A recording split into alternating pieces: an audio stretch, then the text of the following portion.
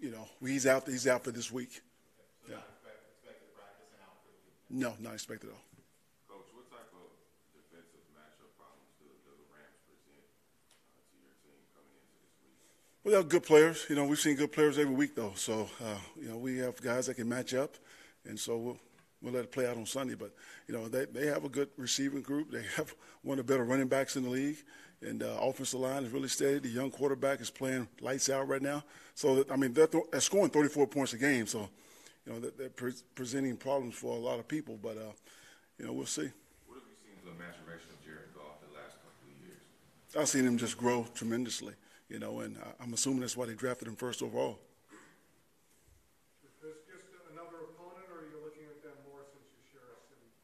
It's, you know, they're next on the schedule, you know, and that's just the way we approach every single game. Every game is a big game for us, so it's an important game for us to go out and compete and win. And so, yeah, they're just next on the schedule. Coach, you mentioned the growth of Goff. When you watch him, what do you think he does well? Well, Sean's doing a good job of using his skill set. You know, the system that they're running, I'm very familiar with. I grew up in that system, and he's executing it right now really well. They moved him around a lot. He's throwing on the move, and he's more of an athlete than what people give him credit for. He can move the ball down the field with his legs as well. What's the thinking behind bringing in 3 defensive linemen today?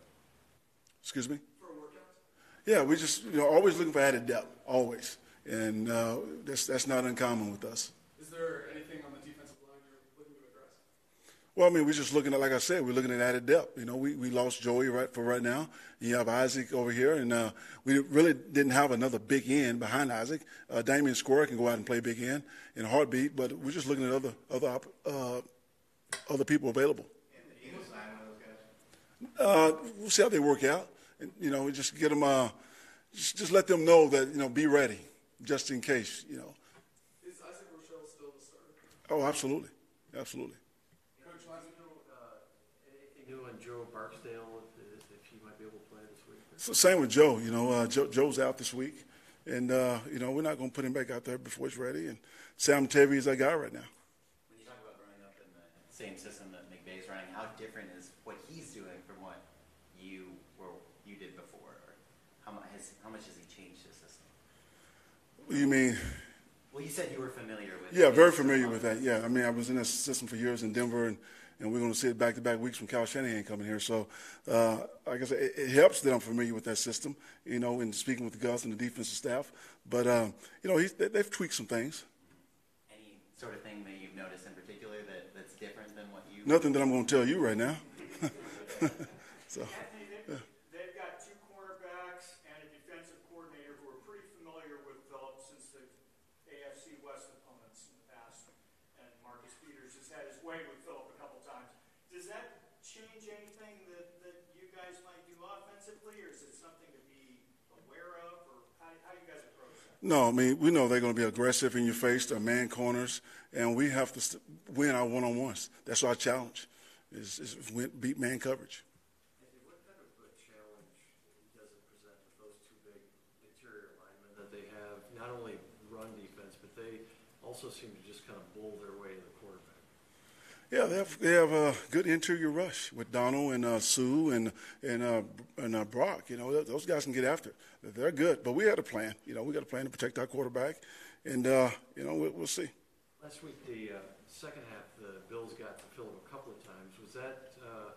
Was that just breakdowns? One was miscommunication. The other ones, they got to the quarterback. You know, we knew they were a good pass rush team with Jerry Hughes over there, and they just beat us off the edge and got to us. Coach, in the second half of the practice today, Excuse me? is Melvin Gordon going to practice today? He'll practice today, yes. And is Travis Benjamin going to return to practice? Travis Benjamin, we'll see how much he can do today. Not sure yet.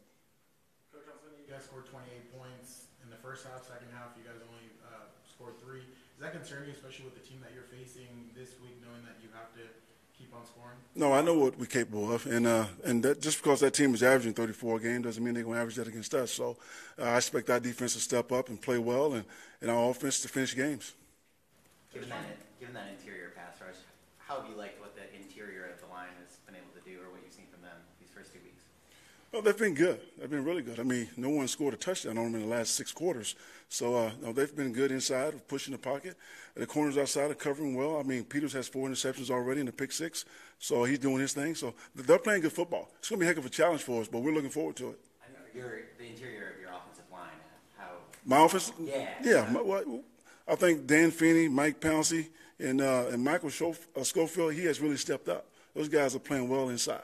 You know, we could have played a little better in the second half last week, but I expect those guys to pick it up this week. Has Mike given you Mike Pouncey blueprint for Ndamukong Suh, him having practiced against him for years in Miami? I don't think there is a blueprint to stopping Suh, man.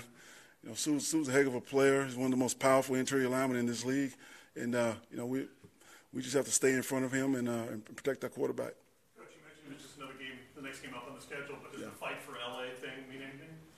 You know, that's the first time I've thought about that. You know, that don't mean nothing for us. I mean, I'm sure it's good for the storylines and all that, but you know, we fight for one another. We fight for ourselves, and so we don't pay attention to the fight for LA thing. It's just another game for us. Coach, in terms of Todd Gurley, what is it that makes him so unique and special? He's a 3-down back. You know, he has power. He has elude. He has nice hands to receive out of the backfield.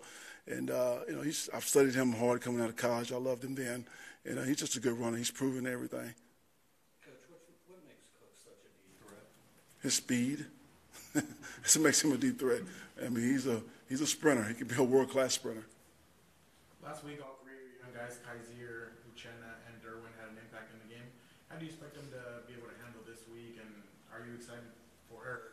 Do you think they've been playing well? Those guys are getting better every week, so I expect those guys to continue to get better and step up and make plays like they did last week, even more so. All right, thanks, guys. Good.